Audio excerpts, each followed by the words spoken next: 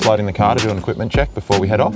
And we're heading to an area that I'll often shoot cars at, and double checking that we're all okay to fly there in the app.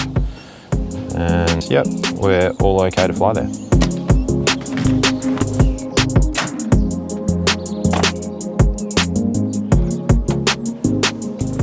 So we're just meeting up with the client now, they're in front of us, and we're gonna find a nice spot along this road and we'll start shooting.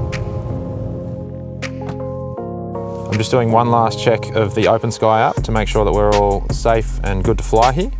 It's always important to follow the local laws and regulations for drones. Today we're flying under the sub 2 kilo commercial excluded rule for drones. And the app says that we're good to go.